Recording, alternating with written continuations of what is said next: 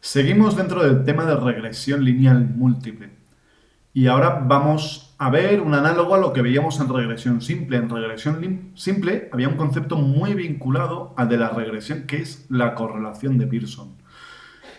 La regresión nos hablaba de la capacidad de hacer pronósticos en Y a partir de X en regresión simple, y la correlación nos hablaba de la presencia o ausencia y cuantificaba la asociación lineal entre dos variables, de tal modo que si hay correlación hay capacidad de realizar pronósticos, de reducir el error gracias a nuestros pronósticos. La regresión y la correlación responden a preguntas a veces iguales y a veces parcialmente distintas. En la regresión yo puedo realizar pronósticos y en la correlación yo puedo cuantificar la intensidad de la asociación. Para la regresión múltiple hay una correlación del tipo del anterior, pero que cambia de nombre porque refleja algo distinto. Y va a ser la correlación parcial. La correlación parcial es, como puede anotarse aquí, esta sería la correlación parcial, la correlación entre x1 e y controlando por x2. En términos de SPSS, esto se consigue si es un análisis estadístico a partir de analizar correlaciones y de ese tipo de correlaciones, las correlaciones parciales, donde lo que nos va a pedir es que indiquemos cuál va a ser la variable de control, qué variables queremos poner en relación y qué variable o variables son las que van a actuar como variables de control. Le podemos indicar, si queremos a través de unas opciones, que nos saque también lo que aquí llama correlaciones de orden cero, correlaciones de Pearson. Y esas correlaciones de Pearson son las correlaciones sin ninguna variable de control. Aquí veíamos que la altura del chico y la altura del padre presentan este tamaño de correlación, es positiva, es baja y no resulta estadísticamente significativa. No habría base para afirmar que a nivel poblacional la altura del padre y la altura del chico presentaran una asociación distinta de cero, presentaran asociación. Y aquí ya tenemos el caso de lo nuevo que me muestra la correlación parcial, donde ya sí que hay una variable de control. En este caso hemos puesto una, por poder podríamos poner las que consideráramos, más de una si lo necesitáramos. Ahora estamos controlando por edad y aquí nos indica que cuando yo controlo por edad, para una misma edad, para una edad fija, la altura del chico y la edad de su padre presentan una correlación estadísticamente significativa. ¿Por qué han cambiado los resultados? Porque ha cambiado la pregunta, ha cambiado la técnica de análisis y ha cambiado la pregunta que nos estamos formulando sobre nuestros datos. No es lo mismo preguntarse correlación a altura del chico y altura del padre que preguntarse correlación a altura del chico y altura del padre para una misma edad controlando por edad. Entonces, a pregunta diferente ya encaja que la respuesta a su vez también sea diferente. Aquí tenemos pareadas, arriba esta correlación parcial y debajo la regresión múltiple. Y lo que podemos ver es que estos valores P, estas significaciones, coinciden. ¿Por qué coinciden estas P's y lo van a hacer siempre en estos casos en los que el número de variables incluidas equivalga? Vamos a intentar explicarlo. ¿Qué es el coeficiente B de altura del padre? ¿Qué es este coeficiente de aquí con esta significación de aquí? Este es, ¿en qué medida cambios en la altura del padre suponen cambios en la altura de su hijo, pero no en global, sino cuando no cambia la edad? Y quien dice cuando no cambia la edad es controlando por edad. Entonces, aquí lo que estoy haciendo es poner en relación altura de padre y altura de chico para una misma edad, controlando por edad. ¿Y aquí qué estoy haciendo?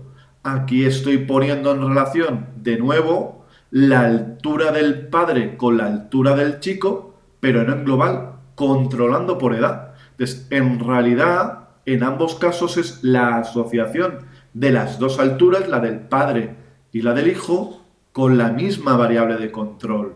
Entonces, si bien la disposición es distinta, en términos de pregunta es muy parecida, que es ¿Cambian los pronósticos en la altura cuando cambio la altura del padre y mantengo constante la edad? ¿Se relacionan cambios en la altura del chico con la altura del padre? ¿Hay asociación cuando yo no toco la edad, cuando la controlo? Entonces, esas dos preguntas llevan a que parte de la respuesta sea distinta. ¿Qué parte? La de los valores P, los de la significación estadística. ¿Y qué es lo que no coincide? Lo que no coincide es el valor de correlación y el valor del coeficiente B. En este caso, y es pura casualidad, estos dos valores son bastante parecidos, pero no son iguales. ¿Por qué? Porque están informando de dos cosas distintas. Esta correlación, aunque sea parcial, sigue estando restringida a ir desde -1 hasta +1. Esto lo que hace es cuantificarnos la intensidad, el tamaño de la asociación. Entonces, va de -1 a +1. Sin embargo, esto nos habla en una unidad de medida distinta. Esto, si la altura del chico está en centímetros, esto también está en centímetros, porque es ¿cuántos centímetros espero que cambie la altura del chico cuando yo aumento en 1 la altura del padre y no toco la edad? Entonces, todo esto de aquí me está hablando en centímetros. Por ello, no está restringido a estar entre -1 y +1. Entonces, a la pregunta de ¿hay relación, hay asociación que me recoge los coeficientes B? La respuesta es la misma. Al modo de cuantificar esa asociación sí que difiere. ¿Por qué? Porque las unidades de medida son distintas. Lo mismo que en regresión lineal simple, las Bs, los coeficientes B y las correlaciones, las Rs, tampoco adoptan el mismo valor. Yo cada año en niños y adolescentes espero que crezcan 5 centímetros, eso sería un coeficiente P1, pero la correlación de edad y de altura no puede ser 5, está en otra unidad de medida. Y todavía más si lo miro por el lado de los coeficientes tipificados beta. En regresión lineal simple, los coeficientes beta sí que coinciden con las correlaciones de Pearson. En regresiones múltiples, los coeficientes beta ni coinciden con las correlaciones, ni tampoco coinciden con las correlaciones parciales. En esta sexta pregunta nos plantea cuál es la R cuadrado, disponiendo de esta tabla, cuando pronosticamos autoestima a través de burlas sobre competencia. Nos está preguntando por R cuadrado. ¿Y qué tipo de tabla tengo? Tengo una tabla de correlaciones parciales, donde también aparecen las correlaciones de orden cero, las correlaciones de Pearson. Nos está preguntando por R cuadrado. ¿Y qué tenemos? Tenemos correlaciones, tenemos significaciones y tenemos grados de libertad. ¿A partir de dónde voy a poder llegar a una R cuadrado? A partir de las Rs. Por tanto, lo que es para responder a esta pregunta, toda esta información de aquí no la necesitamos para nada. No la necesitamos para nada porque son P's, son grados de libertad, que para otras cosas van a ser fundamentales, van a ser útiles, pero para obtener cuantificador de intensidad de asociación, no. Y me está planteando, quiero pronosticar autoestima a partir de burlas sobre competencia. De tal modo que yo no es que esté metiendo burlas sobre competencia como una variable de control, yo estoy asociando directamente la autoestima con las burlas sobre competencia. Esta es la correlación. Entonces, ¿y qué hago si yo ya tengo una R? La elevo al cuadrado. Lo que quiero decir con esto es que, de nuevo, esta parte de aquí tampoco me interesa, porque aquí sería si yo estuviera recurriendo a las burlas sobre competencia como variable de control, pero no es el caso. Entonces, ¿qué es lo que yo sí que puedo ver en la tabla? Puedo ver la correlación de autoestima con burlas sobre competencia. Y si yo tengo la R, que la tengo, elevada al cuadrado, puedo obtener la R cuadrado. Nos dice, para un mismo IMC, incrementos en las burlas sobre peso se relacionan con incrementos en las conductas de control de peso. Es qué hace la gente para intentar mantenerse o bajar de peso. Hay un listado de conductas que pueden ser algunas saludables, tomar menos bebidas azucaradas, o hay conductas más extremas como pueda ser inducirse el vómito, y sobre eso obtenemos una puntuación. Entonces nos pregunta, para un mismo IMC, incrementos en las burlas sobre peso. Entonces, ¿yo qué estoy mirando? Estoy mirando la relación de burlas sobre peso con, y aquí todas las alternativas son las conductas de control de peso, pero nos está diciendo que es para un mismo IMC. Por tanto, IMC está controlado. Está controlado el IMC. ¿Y en qué difieren las respuestas? Se relacionan con un determinado valor de P, se relacionan con otro determinado valor de P, o no podemos afirmar que guardan relación con otro valor de P. Entonces, aquí la clave está en los valores de P y su interpretación. Y la otra clave es que hay una variable de control. Por tanto, la opción de variables de control, ninguna, no nos interesa. Porque si yo mirara por aquí, podría ver la relación en burlas sobre peso y conductas, pero no cumpliría lo de para un mismo IMC. Por tanto, esta parte superior de la tabla, para nosotros, como si no existiera. ¿Y dónde está la clave? La clave, como vemos en las diferentes alternativas de respuesta, está en la significación, en los valores P. De nuevo, esta parte de aquí va a ser simétrica en el sentido de que estos números y estos de aquí son los mismos. ¿Qué es esto de aquí? Es la relación de las burlas sobre peso con las conductas de control de peso. 1. Intensidad de la asociación, pero no intensidad de la asociación tal cual, sino controlando por IMC. Intensidad de la asociación, correlación parcial, la significación de esa correlación parcial y los grados de libertad.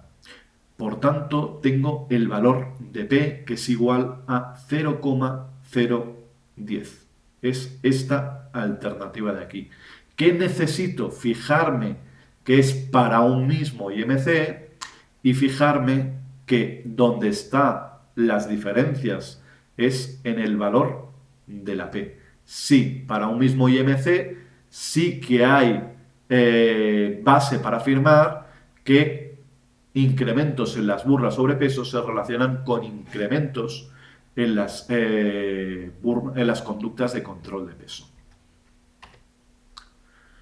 Es relativamente habitual no introducir todas las variables independientes de una sola vez en el modelo de regresión, sino irlas introduciendo o bien de una a una o por bloques.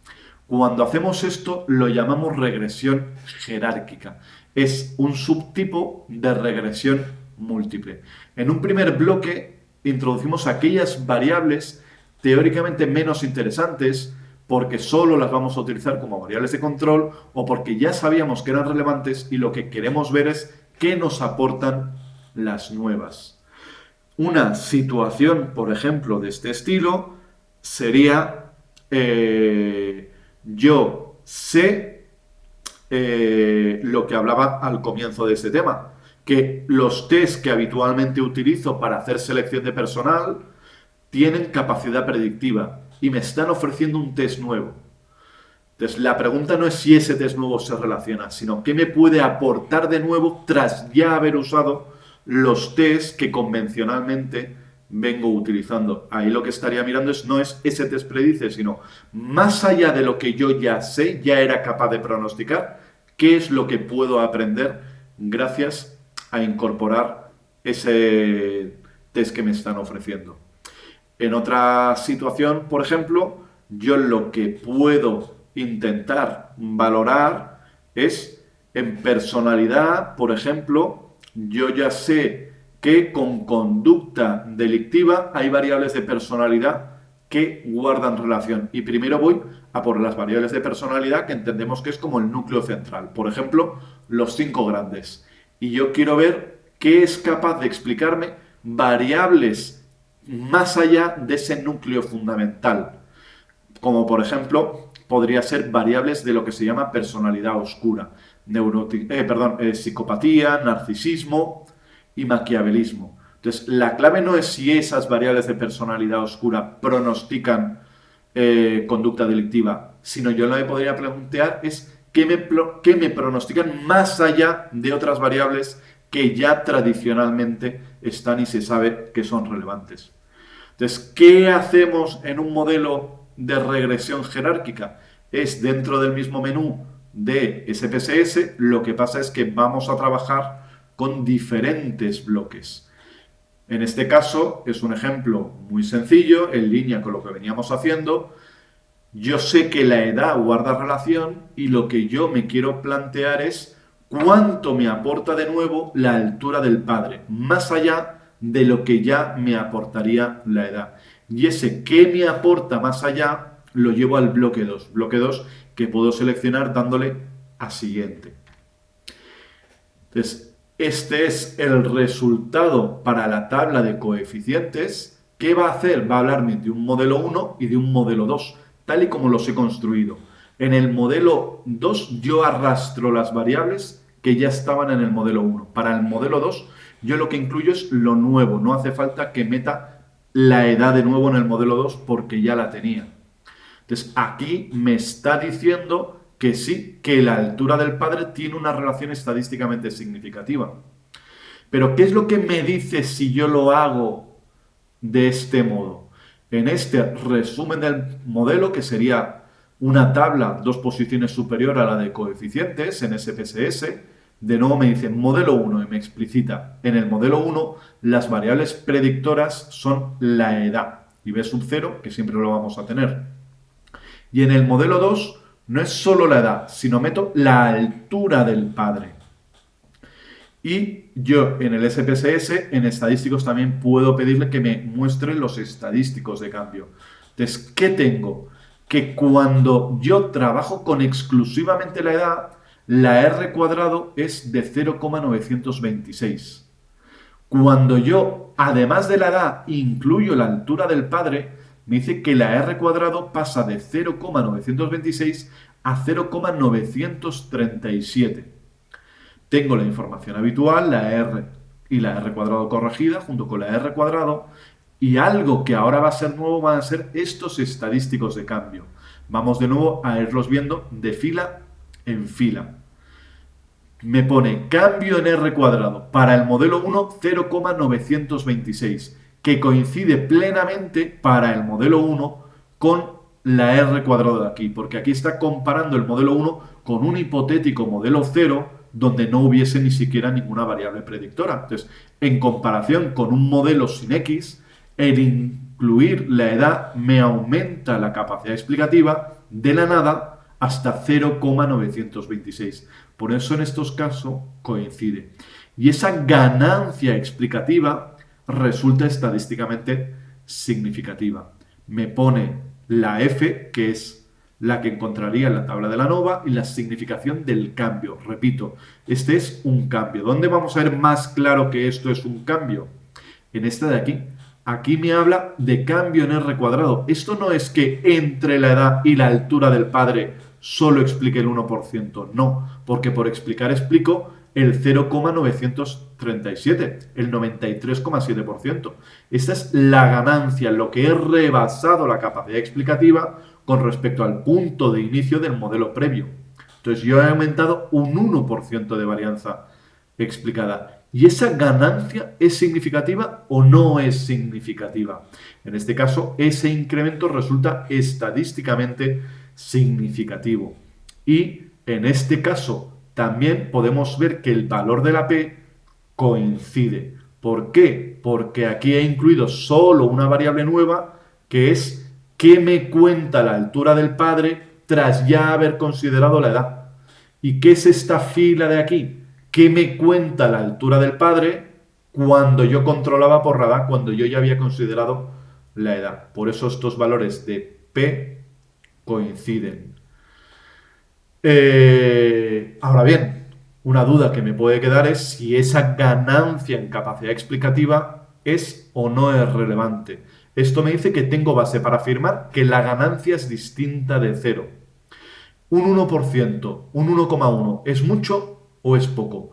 Depende. Habrá quien considere que esto no va a ningún lado, o también se puede entender que si solamente me quedaban por explicar, ya había explicado el 92,6%, de lo poco que me quedaba por explicar, meterle, ganar un 1,1% sí que es relevante. Puede depender del contexto. La estadística nos dirá si es o no es significativo. ¿Qué más podemos ver en un caso como este donde hemos aplicado regresión jerárquica? También en la tabla de la ANOVA nos sacará para modelo 1 y para modelo 2 las diferentes sumas de cuadrados. Aquí lo que estamos viendo es que, de nuevo, como veíamos en el tema previo, la suma de cuadrados de la regresión dividido entre la total es la R cuadrado. Entonces, aquí tengo el primero con solo edad y aquí con edad más altura del padre. Y haciendo las divisiones correspondientes me salen las R's cuadrados que aparecían en la tabla anterior. Y restando yo tengo el incremento, ese cambio en R cuadrado. ¿Qué más puedo ver? Que tanto en modelo 1 como en modelo 2 la suma de cuadrados total se mantiene perfectamente constante. ¿Por qué? Porque la suma de cuadrados total es el sumatorio de las i's menos la i media al cuadrado. En este caso estaba intentando pronosticar la altura, es la altura de cada una de las observaciones menos la altura promedio de los niños y niñas. Entonces, si es la altura promedio de los menores, me da igual qué variables predictivas haya. El número de x no va a cambiar, que la media de y siempre es la misma. Si este es el error cuando no existen las x, por tanto, da igual que x haya, que va a ser siempre el mismo. Es un punto de partida al que le da igual cuáles son las variables independientes. ¿Qué más veo? Aquí tengo que la suma de cuadrados residual del modelo 2 con respecto al modelo 1 ha ido a la baja.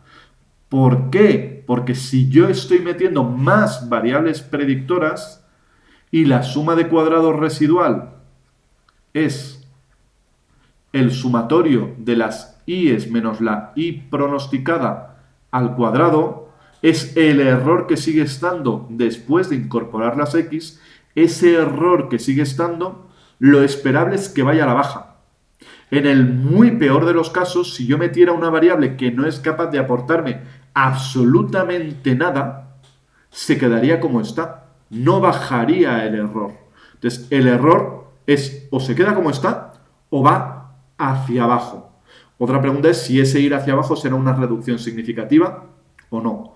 Pero salvo, y aquí diría, salvo ejemplos muy hipotéticos y muy construidos a mano, lo normal es que la suma de cuadrados residual disminuya. Es muy complicado encontrar una variable que no aporte absolutamente nada de nada y no redujera la suma de cuadrados residual en el modelo 2 con respecto al modelo 1. Y como decía, la clave será cuantificar esa reducción. Para eso tengo el cambio en R cuadrado y ver si esa ganancia en capacidad explicativa resulta o no resulta estadísticamente significativa. Y si hemos visto efecto en la suma de cuadrados residual, también tenemos que ver efecto en la suma de cuadrados de la regresión. Si la suma de cuadrados de la regresión es el error que ya está, lo que yo he conseguido explicar, y yo voy incorporando más variables, esa suma de cuadrados de la regresión espero que vaya hacia arriba, que sea más grande, porque yo voy explicando más. De nuevo, ¿cuándo no podría incrementarse la suma de cuadrados de la regresión? Si yo incorporara una variable que no aportara absolutamente nada más allá de lo que ya venía explicado por la variable anterior. También es importante en una situación como esta tener en cuenta a qué pregunta me va a responder la tabla de la ANOVA. Esta es una tabla de la ANOVA recortada. Imaginemos una situación en la que yo estoy pronosticando en el modelo 1, estoy pronosticando el peso del agente de clase a partir de su altura. Y en el modelo 2 estoy pronosticando el peso del agente de clase, estoy en la misma situación, a partir de la altura más, por ejemplo, el número de identificación de alumno, el NIA. ¿Qué ocurriría en una situación como esta? El NIA no guarda en principio ninguna relación con el peso, ni con la altura, ni con ninguna de las variables. Entonces, ¿qué ocurriría si yo hiciera una regresión jerárquica en términos de incremento en R cuadrado? Yo esperaría un incremento en R cuadrado de 0, y si no es un 0 clavado será por cierto error muestral, que fíjate qué casualidad que aquí parece que hay algo muy escaso de relación. Yo esperaría un incremento en R cuadrado muy bajo o directamente de 0, y si no es directamente de 0 es porque las casualidades existen y puede haber una apariencia de relación muy débil. Pero yo esperaría una R cuadrado de básicamente 0 y que la P, la significación de ese incremento en R cuadrado, no fuera significativo. Eso lo vería en el resumen del modelo, en los estadísticos de cambio. Cambio en R cuadrado cuando yo para pronosticar el peso tenía la altura y le meto el NIA. Cambio en R cuadrado como de 0. Significación del cambio como de 0. ¿Dónde sí que vería que todavía es significativo? Sin embargo, en la tabla de la ANOVA, aquí que se extiende y acaba apareciendo una P a la derecha del todo de la tabla de la ANOVA, sí que ambos modelos serían significativos en términos de ANOVA. ¿Por qué? Porque responden a preguntas distintas. Aquí lo que se plantea la tabla de la ANOVA es si el conjunto de todas las variables reduce el error de pronóstico. Entonces, en el modelo 2, gracias a conocer la altura, ¿yo soy capaz de pronosticar mejor los pesos? Sí, de forma significativa. Gracias a la altura y el NIA, ¿soy capaz de pronosticar mejor los pesos? En términos de capacidad global, sí. Si me dan a elegir entre conocer las alturas y el NIA o no conocerlas, es mejor conocerlas para reducir el error. Podremos pensar, sí, pero no será por el NIA. Pero esa no es la pregunta que se está formulando la tabla de la ANOVA. La tabla de la ANOVA se está formulando de un modo conjunto. Y de un modo conjunto sí que gracias a altura y NIA reduzco el error de pronóstico de los pesos. La irrelevancia del NIA la podría ver, por ejemplo, en la significación del coeficiente B sub 2. Aquí tenemos un ejemplo de una investigación que hicimos hace unos pocos años, donde estábamos intentando pronosticar la autoestima como pareja sexual. Hicimos una regresión jerárquica donde en el bloque 1 incluíamos ser hombre o mujer, es la variable sexo. En ocasiones hay personas que consideran que en vez de llamar a la variable sexo, es mejor llamarla hombre o mujer, darle el nombre de aquello que esté codificado como unos. Entonces, como las mujeres aquí eran ceros y los hombres eran unos, por eso es la variable hombres. De tal modo que esto ya no es una variable de sexo que no sabes que son los ceros y los unos, sino que los unos es sí a lo que le da nombre de variable y los ceros es no. Estar en una relación de pareja y ser minoría sexual, ser no heterosexual.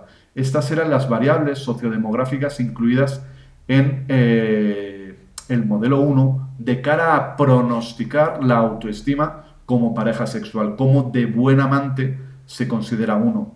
Y en el bloque 2 incluimos actividades sexuales online.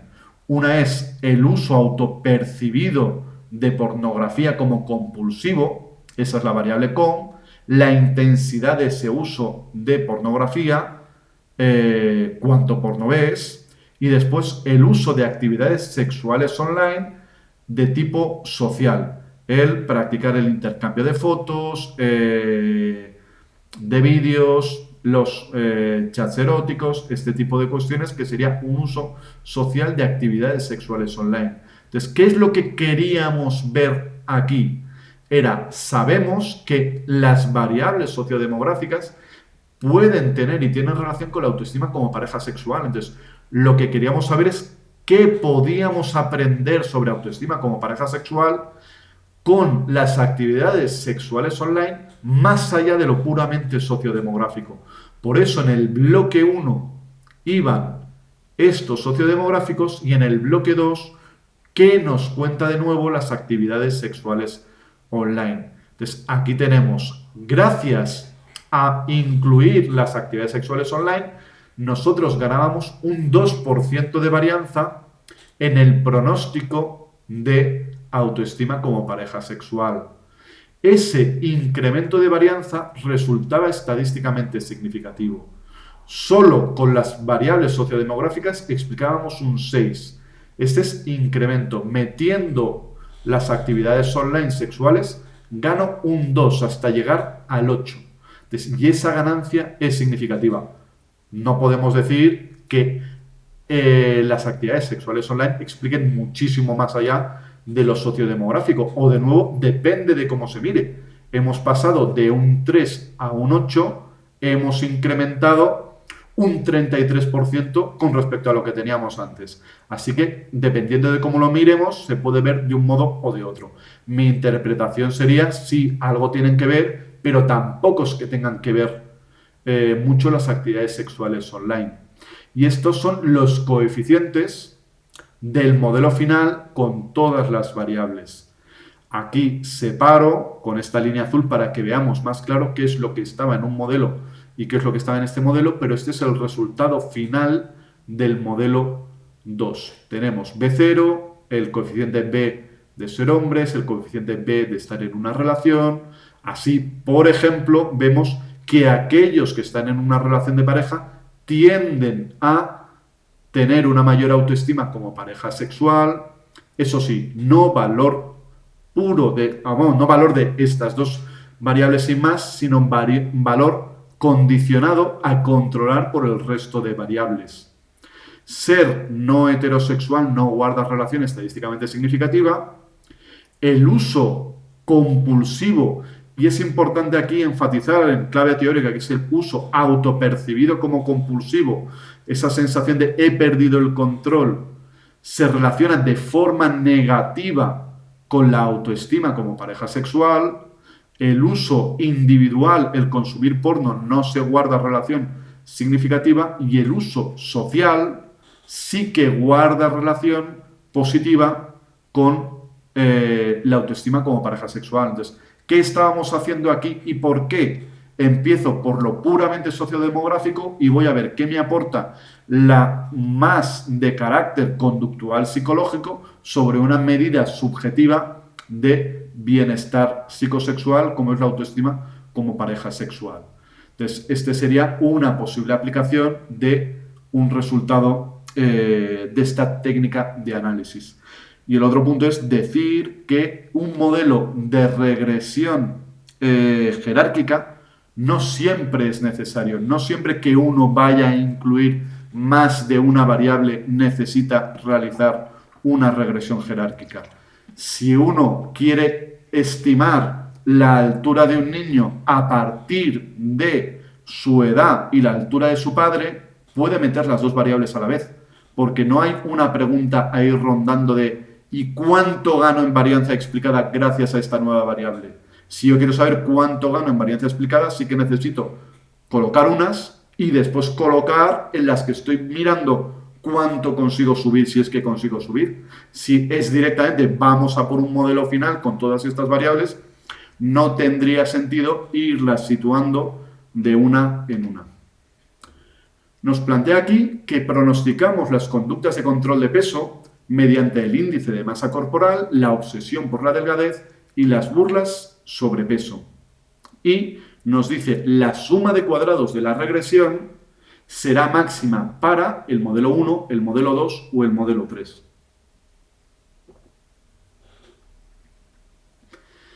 ¿Qué es la suma de cuadrados de la regresión? La suma de cuadrados de la regresión es el error que yo consigo que desaparezca. Entonces, ¿qué estoy haciendo aquí? Empiezo por IMC y después, tras el IMC, añado obsesión por la delgadez. Gracias a meter una variable nueva, ¿qué cabe esperar que ocurra? Que yo sea capaz de explicar más. Y sí, soy capaz de explicar más porque este coeficiente no es cero y es estadísticamente significativo. Entonces, la suma de cuadrados de la regresión del modelo 2, mi capacidad explicativa ha ido para arriba. Y cuando yo meto las burlas sobre peso, ¿qué ocurre? Que el coeficiente no es cero. Yo consigo explicar más en términos de suma de cuadrados de la regresión. Ahora bien, ese aumento de la capacidad explicativa, por ser, no llega a ser estadísticamente significativo. Las burlas sobre peso, una vez controlando por IMC y obsesión por la delgadez, no son significativas. Entonces, ¿qué ocurrirá? Que por ser la suma de cuadrados de la regresión, por ser es más alta. Eso sí, el incremento del modelo 3 con respecto al modelo 2 en capacidad explicativa, bien lo vea por R cuadrado, bien lo vea por suma de cuadrados de la regresión, esa ganancia no llega a ser estadísticamente significativa, pero el número es más alto. Yo explico lo máximo en el modelo tercero, el que tiene todas las variables. Según esta información, la R cuadrado, cuando pronosticamos depresión a partir de afecto positivo, el afecto, a veces se diferencian dos tipos de afecto en psicología. El afecto negativo es el sustrato, lo que comparten malestares como ansiedad, depresión, pues eso, malestar, es una rabia, es sentirse a disgusto. ¿Y qué es el afecto positivo? Pues uno puede entender que es lo contrario al afecto negativo, pero no es así. De hecho, afecto positivo y negativo no guardan una relación excesivamente altísima. Entonces, el afecto positivo es la energía vital.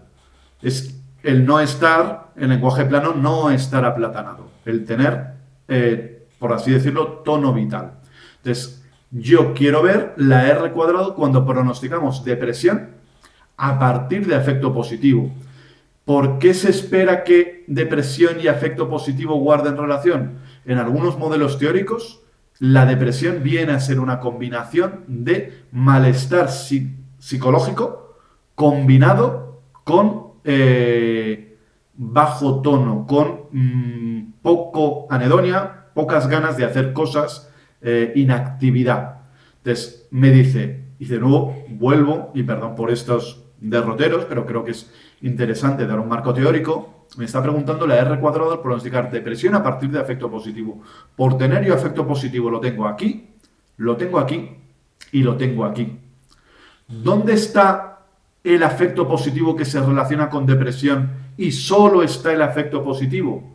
No es este modelo, porque esto sería la relación de afecto positivo con depresión controlando por afecto negativo, y lo mismo me valdría para este caso de aquí, donde yo estaría controlando por sensibilidad hacia la ansiedad. Este tampoco sería. Y de nuevo, metiendo la cuña, ¿qué es la sensibilidad hacia la ansiedad? La sensibilidad hacia la ansiedad es más o menos el miedo a tener miedo. Uno de los problemas que tiene la ansiedad es la hipervigilancia sobre según qué sensaciones.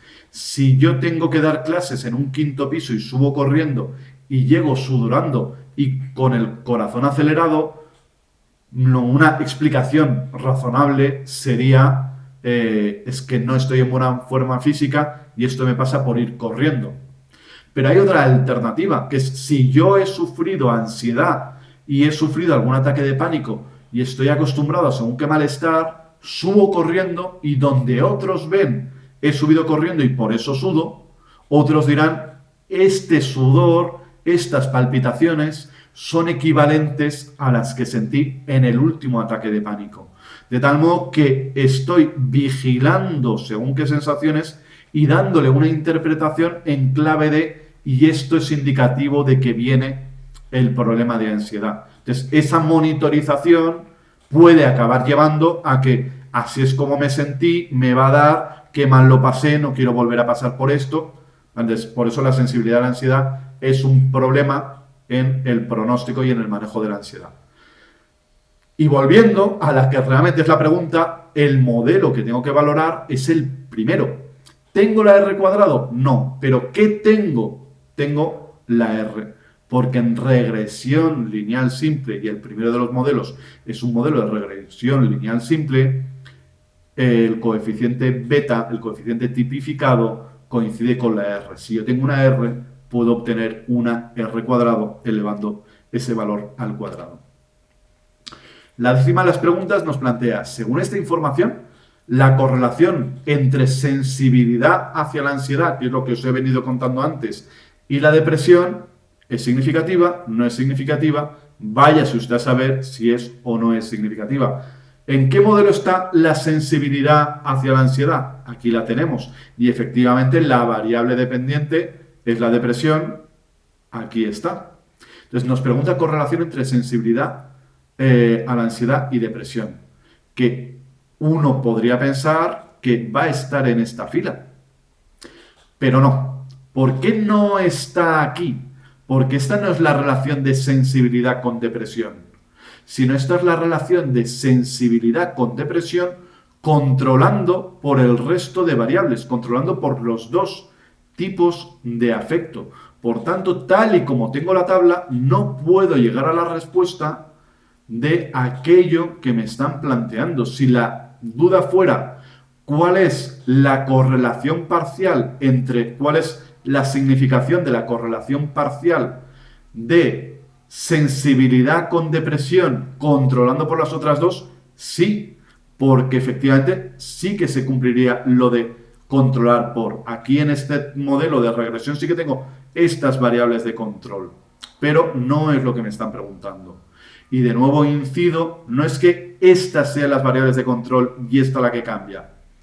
Esto es el efecto del afecto positivo controlando por las otras dos. Entonces, lo que quiero decir es que siempre es el efecto de la variable en cuya fila me ubique controlando por las otras dos. No es que las primeras hagan de control o las últimas, no es esa la lógica. Siempre es, miro esa fila, es el efecto de esa variable bajo la idea de no cambio de control del resto de variables.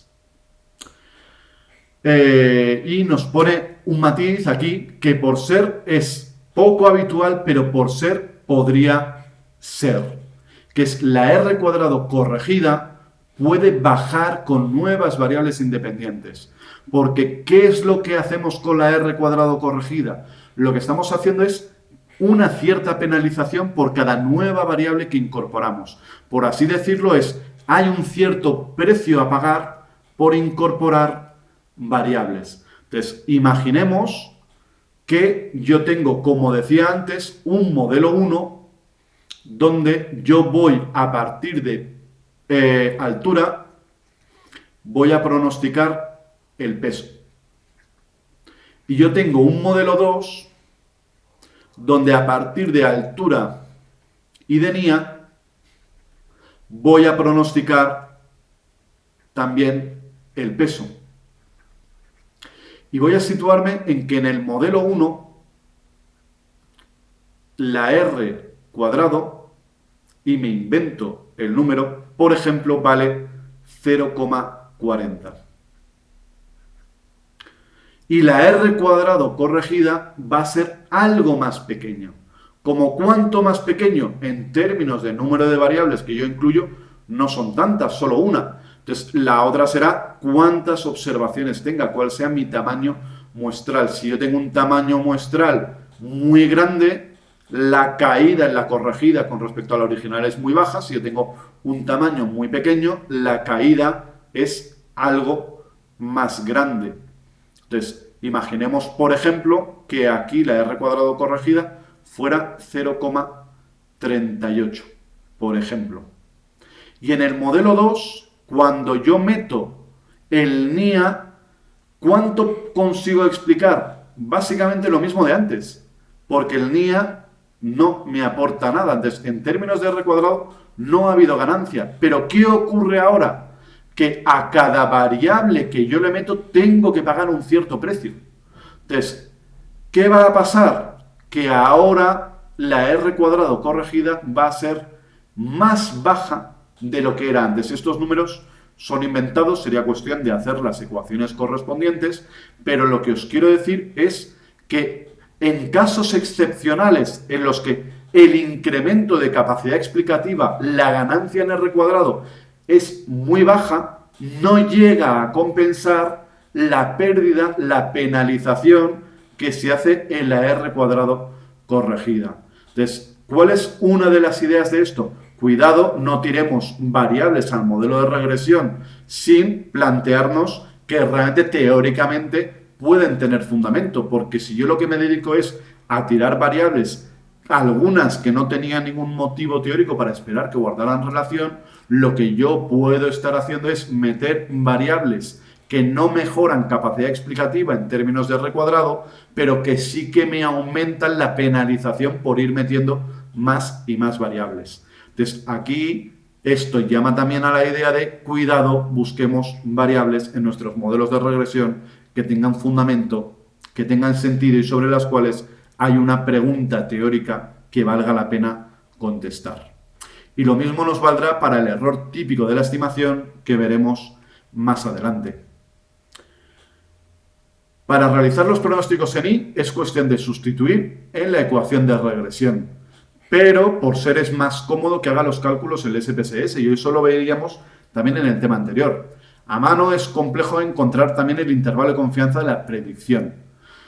Entonces, estamos en la situación de, pues ya que lo tenemos, que lo haga el ordenador.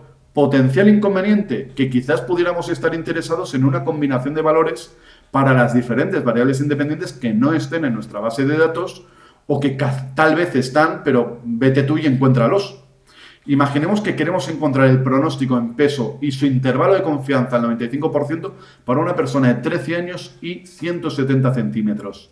Si yo tengo 5.000 observaciones, quizás está, pero no es tan sencillo encontrar justo la combinación de 13 y 170, o tal vez es que ni siquiera está. ¿Qué puedo hacer en un caso como este? Creo abajo del todo un caso ficticio nuevo en el que sí que se satisface esta combinación de valores en las variables independientes. No incluimos el valor de la variable dependiente porque es lo que queremos pronosticar. Y al no incluir este valor, cuando yo haga el modelo de regresión, este caso ficticio no va a alterar los coeficientes porque no está dentro de la nube de puntos disponible, porque le falta valor en la I. Pero cuando se trate de despejar para encontrar la I pronosticada y su intervalo de confianza, sí que lo va a poder hacer. En analizar regresión lineal, dentro de esto, en el submenú guardar, yo voy a poder guardar los pronósticos y voy a poder guardar el intervalo de confianza de esos pronósticos para los individuos.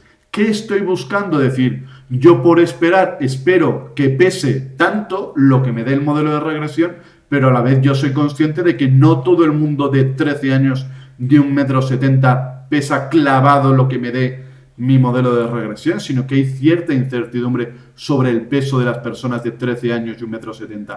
Esa incertidumbre me la va a recoger el intervalo de confianza del pronóstico de los individuos. ¿Y qué obtengo aquí? Yo tengo el predicho, el pronosticado para las personas de 1,70 m de 13 años. ¿Qué ha hecho aquí el ordenador? Ha sustituido en la ecuación. Yo sé que la ecuación era peso pronosticado es igual a -83 ir sustituyendo esto de aquí. Yo tengo el valor de altura, yo tengo el valor de edad, yo puedo generar el pronóstico. ¿Y qué me cuenta aquí? Este es el límite inferior del intervalo de confianza de los individuos. Entonces, ¿es verdad que mi mejor apuesta para las personas de 1,70 m de 13 años es 58,6 kilos? Sí, pero sé que no todos pesan clavado eso. Con una confianza del 95%, yo espero que personas de estas características tengan un peso entre 42,7 y 74,6, que son los límites del intervalo. Es un intervalo amplio, como vemos, hay una diferencia de 32 kilos, pero es que queremos cubrir el 95% de confianza, entonces el precio a pagar de querer tener una confianza alta es tener que disparar, tener que apostar, tener que plantear un intervalo de confianza amplio, eso por un lado, y por otro lado, es verdad que hay relación entre la edad, la altura y el peso, pero esa relación tampoco permite afinar y clavar los resultados. Hay pronósticos, pero hay incertidumbre sobre los pronósticos. Este caso ficticio ya ha cumplido su función. Yo quería el pronóstico y su incertidumbre. Como es un dato que en realidad me he inventado, cumple su función, anoto resultados y borro ese caso ficticio. No vaya a ser que después, por ejemplo, quisiera ver la relación o la media de altura y he metido un 170 que en realidad no estaba en la base de datos. Entonces ha cumplido su función y se puede borrar este caso. En esta pregunta nos dice, evaluamos la variable y a 18 personas según su nivel en la variable x1 numérica, diferenciando si estaban en tratamiento o en lista de espera. Y esta es la representación gráfica de los datos. Y nos pregunta cuál es la R cuadrado del modelo. Con esto, a su vez, vamos a ir adelantando el siguiente de los temas, porque como vemos, tenemos una variable predictora que es una variable dicotómica. Y nos dice sobre la R cuadrado si va a ser 0, si va a ser entre 0 y 1 o si va a ser 1. Entonces vamos a tener un modelo de regresión como es este de aquí, donde yo sé que tratamiento 0 es estar en tratamiento es 0 y estar en lista de espera es 1. Entonces, ¿qué tengo de aquí? Que cuando tratamiento vale 0, ¿en qué se me queda la recta de regresión? En que la I pronosticada es igual a B sub 0 más B sub 1 por x1 y cuando tratamiento vale 1, ¿en qué se me queda la recta de regresión? Estoy sustituyendo por los dos posibles valores en la variable de tratamiento y en este caso solo hay dos posibles valores. Y pronosticada se me queda en B sub 0 más B sub 1 por x1 más B sub 2 por 1 más B sub 2.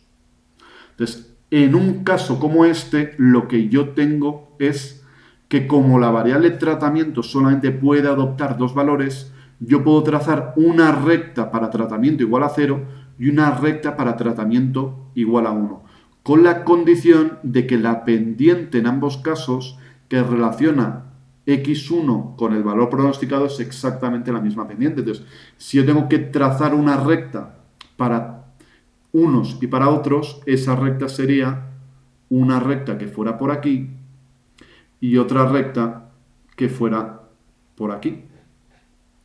Entonces, trazadas estas dos rectas, ¿y por qué dos rectas? Repito, porque tratamiento, como tiene dos valores, da para trazar dos rectas, eso sí, con la restricción de que tengan la misma pendiente. Según esta información, ¿cuánto vale la R cuadrado? En un caso como este, ¿realidades y pronósticos coinciden plenamente? Sí, coinciden plenamente. Entonces, al coincidir plenamente, eso equivale a decir que la R cuadrado es igual a 1. Esto, que ahora mismo puede tener un cierto nivel de complejidad, lo iremos detallando justo en el tema siguiente, que es el que habla de cómo incluir variables dicotómicas en un modelo de regresión. ¿Qué es lo que más podemos ver? Que es verdad que la variable x1 no cambia los pronósticos en y y que toda la capacidad explicativa se debería a la otra variable. Pero que haya una variable irrelevante no niega que la capacidad de pronóstico sea plena. Según esta información y con una confianza del 95%, controlando por IMC y sexo, la relación entre el estar o no en una relación de pareja y la autoestima física resulta significativa, no resulta significativa o no podemos saber si resulta significativa. ¿A por qué variable estoy yendo? La variable dependiente es la autoestima física. Y la variable donde yo estoy viendo si genera efectos significativos es relación de pareja. Aquí tengo la variable relación de pareja. ¿Dónde la tengo también? En el mismo lado, que es en el modelo 2. La variable relación de pareja. ¿Por qué es adecuado que esté en el modelo 2? Porque este modelo 2 es ¿qué me añade relación de pareja más allá de qué? De lo que me explicaba tanto el sexo como el IMC. Entonces, ya están el sexo y el IMC y lo nuevo de relación de pareja, lo que es lo mismo. Aquí será este estadístico de cambio, es lo que me cuenta de nuevo la relación de pareja cuando ya estaba en el sexo y el IMC. Es lo nuevo de relación de pareja controlando por sexo y IMC. Y ese nuevo es dos cosas. Primero, en términos de cambio en R cuadrado es bajísimo, pero para la pregunta que nos están formulando es, sobre todo y más importante, no resulta estadísticamente significativo. ¿Por qué me interesa esta tabla y no esta tabla de aquí? Porque, como os decía previamente, en este modelo 2, es verdad que el modelo resulta estadísticamente significativo. ¿Por qué? Porque aquí la pregunta no es ¿qué es lo nuevo de relación de pareja? Aquí la pregunta es, gracias al acumulado de sexo, IMC y relación de pareja, ¿yo reduzco el error de pronóstico de la autoestima física? Es una pregunta distinta. Tal y como está formulada aquí, puede haber variables que no aporten. La pregunta que me estoy haciendo es si el conjunto de todas las variables reduce. Y eso, que el conjunto reduzca, es compatible con que unas sí y otras no. Entonces, por eso, mientras que este valor es significativo, no me habla de lo nuevo de la relación de pareja, del efecto de relación de pareja controlando por sexo e IMC, que es donde sí que lo veo en los estadísticos de cambio. Para una misma base de datos pronosticamos el deseo de sexo con dos modelos diferentes. En el modelo A, las variables predictoras son la edad y el sexo. Y en el modelo B, de nuevo la edad y el sexo, más la insatisfacción con la vida sexual. El modelo A, lo que es lo mismo, el modelo con menos variables predictoras, ¿cuál es? Si es el modelo con menos variables predictoras, ¿cuál va a ser? El que prediga menos. El que tenga menos capacidad de pronóstico. O visto a la inversa. Aquí la R cuadrado es máxima, es la más grande. Esta R cuadrado es máxima. Esta R es máxima. ¿Por qué es máxima? Porque es cuando hay más variables pronosticando. Me está preguntando por el modelo de pocas variables. Este es el modelo de pocas variables. ¿Vale? Lo que es lo mismo. Yo empezaba por la edad y el sexo y lo puedo ver de otro lado. Cuando yo adicionalmente meto la insatisfacción, dejo de explicar el 7% para explicar el 9%. ¿Por qué? Porque una variable nueva me ha aportado un 2% adicional. Menos capacidad explicativa porque tengo menos variables. Y aquí tenemos también el concepto de error típico de la estimación, que lo hemos tenido a lo largo de las tablas, de las primeras que aparecen en los resultados de regresión lineal y aparece a la derecha del todo. Es este error de estimación. ¿Qué es lo que me va a contar el error de estimación? El error de estimación me va a permitir cuantificar la incertidumbre sobre los pronósticos. Será yo con la ecuación de regresión por poder puedo hacer un pronóstico, pero soy consciente de que pronósticos y realidades no coinciden a la perfección. Entonces, Y ya me va bien tener un número que me hable de esa incertidumbre sobre la predicción. Entonces, imaginemos que pronosticamos el peso a partir de la altura.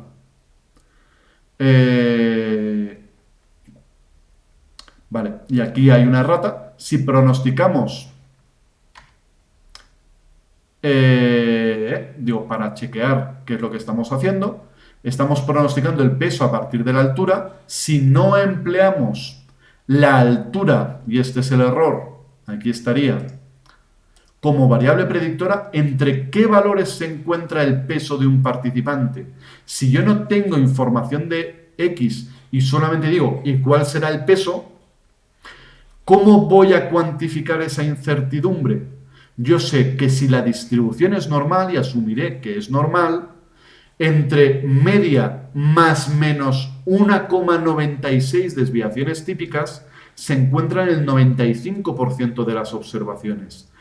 Si nos vamos a las tablas de la distribución normal, veremos que esas son las probabilidades asociadas, tomando como puntos de corte esas zetas. Entonces, ¿qué digo? Media más menos 2, redondeando desviaciones típicas, ahí está el 95% de la gente. Entonces, esa sería la incertidumbre inicial. Y esa incertidumbre inicial nos lo da la desviación típica de la I. Si empleamos la altura para pronosticar el peso, y como la altura guarda relación con el peso, ¿qué esperaríamos? Que la incertidumbre sobre los pronósticos ahora se haya ido a menos. La situación es parecida a: entra una persona en clase, ¿qué peso le pronosticamos? No podemos decir no puedo pronosticar nada, sí que podemos pronosticar, que sería el peso promedio de la clase. ¿Seguro que es el peso promedio? No. ¿Cómo nos cubrimos en salud? Construyendo un intervalo de confianza. ¿Y cómo construiremos ese intervalo de confianza? 2 desviaciones típicas de peso para abajo, 2 desviaciones típicas de peso para arriba. Y tendríamos un cierto rango de incertidumbre. Si yo digo la altura de la persona que va a entrar por la puerta, ajustaré el pronóstico de peso según la altura. Y en principio, ¿qué tendría que pasar con la incertidumbre del pronóstico, que antes eran más menos 2 desviaciones típicas? Se tiene que ir para abajo. Se tiene que ir para abajo porque ahora tengo más información. ¿Cuándo la incertidumbre la neutralizaría por completo y yo diría, este es el pronóstico y seguro que este valor es? Cuando la correlación fuera perfecta.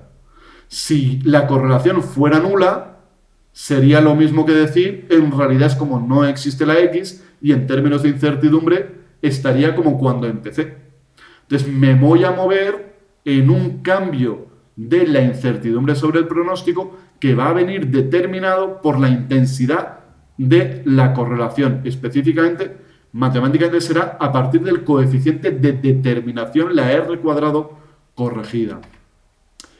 Si recurrimos a la altura para los pronósticos, la amplitud del intervalo tiene que hacerse más pequeña.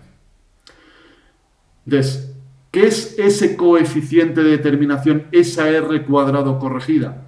Es el porcentaje de varianza explicada.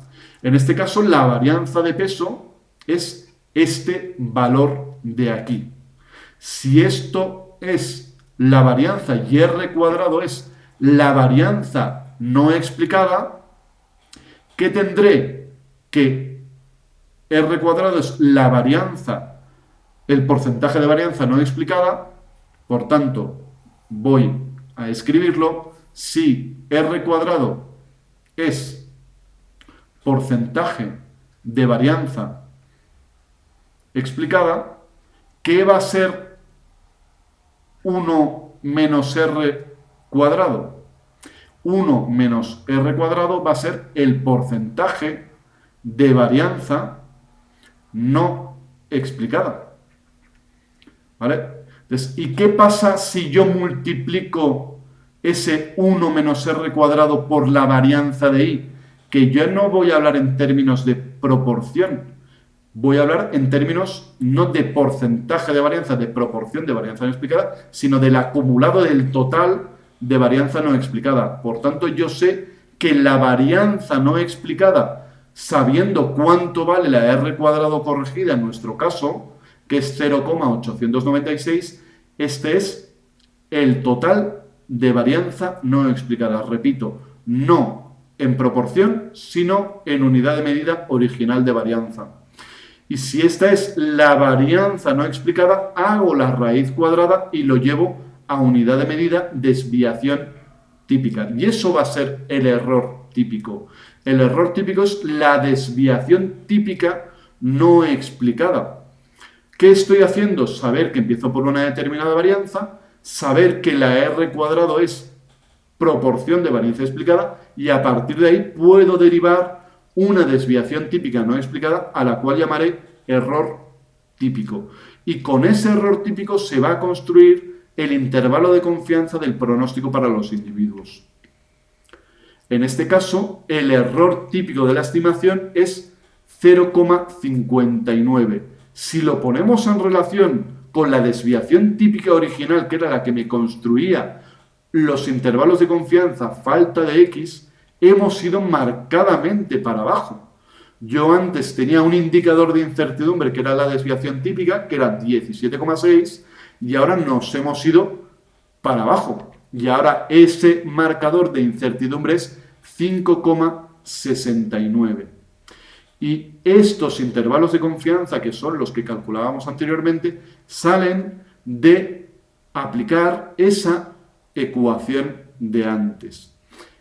Es la misma idea de más menos dos desviaciones típicas. Lo que pasa es que cuando antes llamábamos a la desviación típica, ahora llamamos al error típico de la estimación.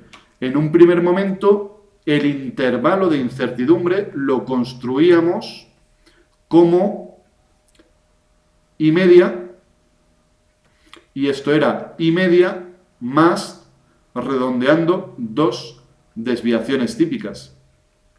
En este caso, ¿qué vamos a hacer? Va a ser un intervalo más estrecho, donde en el centro va a estar la I pronosticada y arriba voy a tener la I pronosticada más, y de nuevo redondeando, sería dos errores típicos de la estimación. Y hacia abajo lo mismo, sería bajar dos errores típicos de la estimación. Será no clavado dos desviaciones típicas, dependerá del tamaño muestral, es una prueba T, no es tal cual una Z, no va a ser clavado un 1,96, dependerá del tamaño muestral, pero aproximadamente será más o menos dos errores típicos. Si queremos más precisión, que lo haga el ordenador o nos íbamos a las tablas.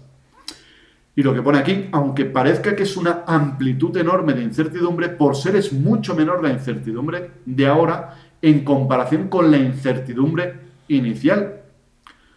¿Qué es lo que estábamos haciendo anteriormente para decir y cuánto creo que va a pesar una persona? Antes trabajábamos con más menos dos desviaciones típicas. Antes estábamos haciendo media más 35 kilos, 17,6 por 2, menos 35 kilos, que venía a ser un poco como, vamos, era una amplitud de 70. Recordemos también que estamos trabajando con muestra de 2 a 17 años y en ese rango de edad hay muchísima variabilidad en el peso, porque también hay mucha variabilidad en las alturas, en las propias observaciones que tenemos, y por eso el rango es tan amplísimo. Sin embargo, cuando yo recupero y utilizo la edad como predictor, ¿hay incertidumbre? Sí, pero ya no estoy haciendo una amplitud que cubre 70 kilos de amplitud. Ahora esa amplitud ya pasa a ser de 11,24 kilos.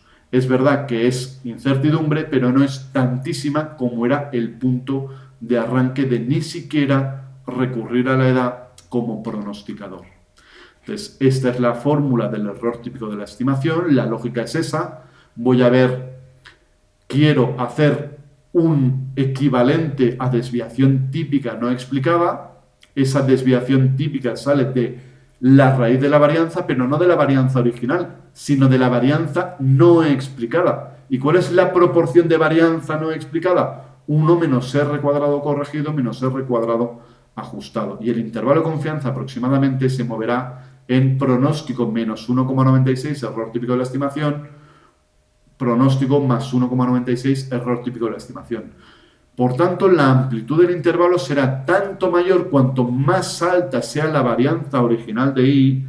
Si yo tenía una incertidumbre muy grande ya de partida, si yo empezaba con una alta dispersión, es normal que los pronósticos, aunque yo utilice X, sigan manteniendo parte de la dispersión original. ¿Y cuándo será mayor la amplitud del intervalo? Cuando mi capacidad explicativa sea muy baja. Si yo explico poco voy a reducir la incertidumbre con respecto al punto de partida. Más similar será el error típico de la estimación con respecto a la desviación típica original. En la pregunta 14 nos dice, vamos a pronosticar peso a partir de altura y obsesión por la delgadez. Y obtenemos este resultado. Con una confianza del 95%, el peso que pronosticamos a Esteban, una persona a la que sea, estará entre y nos da 3 alternativas. ¿Cómo podemos ver cuál de estas es la que tendría más sentido?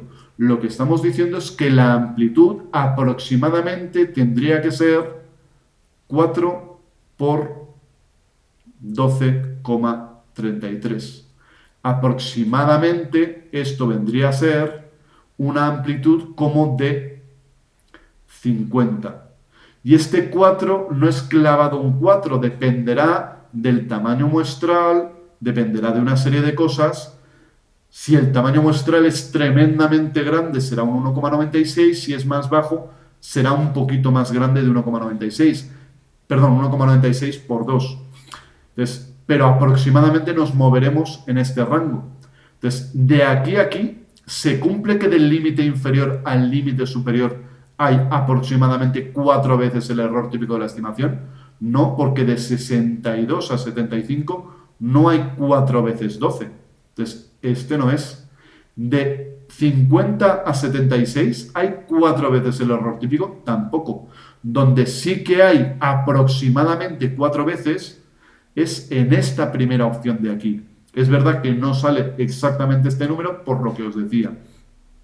No es exactamente 4, ni siquiera es exactamente 2 por 1,96, porque es una distribución T que depende de los grados de libertad, y los grados de libertad dependen del tamaño muestral, pero sí que es el que más se aproxima a esa amplitud que decíamos que tenía que ser en torno a 50. El resto claramente están separadísimos de esa amplitud.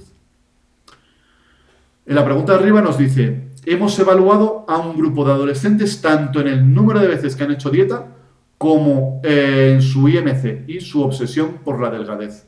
Esta a través del test EDI. Con esta información de la siguiente tabla, el valor P es igual a 0,02 para la correlación parcial D, nos está diciendo que este 0,02 es el valor P de una determinada correlación parcial. Vamos a ver este P de 0,02, ¿qué pone en relación? Esto pone en relación el EDI con el número de veces a dieta, pero no tal cual, sino controlando por el IMC. Esto lo que me plantea es cambios en en la obsesión por la delgadez, que esto es la variable EDI, cambios en la obsesión por la delgadez se asocian con un mayor número de veces a dieta, pero no tal cual, sino hay que añadir la coletilla de controlando por IMC. Entonces, esta es esta opción de aquí. Esto sería poner en relación estas dos variables, la alternativa B, controlando por número de veces a dieta. No, la variable que hace de control no es la variable dependiente. Y tampoco es la de arriba. Esto no es el IMC con el número de veces a dieta controlando por EDI. Lo dicho, la opción buena es EDI, relación entre EDI con número de veces, controlando por IMC. Aquí nos dice, queremos estimar la diferencia de ingresos anuales para un mismo nivel de inteligencia entre graduados en psicología y graduados en bellas artes. La técnica de elección para ello, ¿cuál sería? Nos da la opción de la correlación parcial, de la regresión múltiple y de la correlación de Pearson. Vamos primero con la que claramente o más claramente no sería. No podría ser la correlación de Pearson, porque si yo pusiera en relación el tipo de estudio, y esto lo veremos en más detalle en el tema siguiente de nuevo, con los ingresos, la correlación de Pearson plantearía al menos dos problemas. Problema uno, que no podría fijar un mismo nivel de inteligencia. No se cumpliría el para un mismo nivel de inteligencia.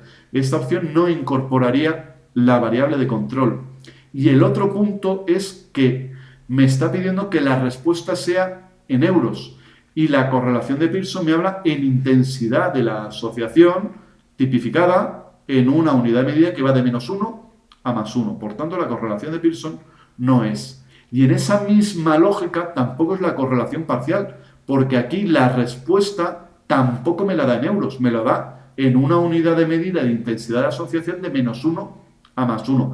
Es verdad que aquí sí que puedo fijar y controlar un mismo nivel de inteligencia. ¿Qué es lo que sí que me va a permitir responder a esta pregunta? La regresión múltiple, porque los coeficientes B me va a hablar de diferencia según tipo de estudio, controlando, porque la puedo incluir en el modelo de regresión, el nivel de inteligencia. Voy a poder estimar ingresos es igual a B0 más B1 por estudios más B2 por inteligencia. Y estos coeficientes B es B1, diferencia según tipo de estudios en los ingresos, ahora bien, controlando por inteligencia. Y todos estos coeficientes me van a hablar en dinero, en lo que yo haya recogido los ingresos, que es en euros. Por tanto, la opción buena sería la regresión múltiple. Si yo exclusivamente quisiera saber si hay relación entre el tipo de estudios y los ingresos, controlando por inteligencia, y esa fuera mi pregunta, sí que me podría valer una correlación parcial, porque la correlación parcial de mírame estudios con ingresos controlando por inteligencia sí que vale. Sí que puedo saber si es significativa. La correlación parcial también me podría decir la intensidad de esa asociación, no medida en euros, sino cuantificado en desde -1 a +1, valores más grandes, es que más intensa es esa asociación. Pero si yo quiero la respuesta tal y como me dice en euros controlando por inteligencia, es la regresión múltiple. Y con esto daríamos fin a este tema.